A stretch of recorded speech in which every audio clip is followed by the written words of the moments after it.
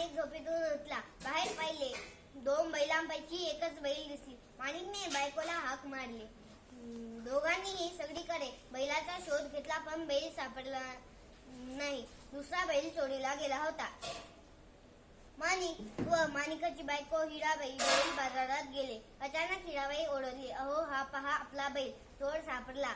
आवाज ऐकून चोर घाबरला. तसे न दाखवता तो बोलला, हा बैल माझाच आहे. दोघे भांडू लागले. हिराबाई चतुर होती. तिने बैलाचे डोळे हाताने बंद केले व चोराला विचारले, बैलाचा डोळा कोणता अधू आहे ते सांग. बरोबर सांगितले तर बैल तुझा.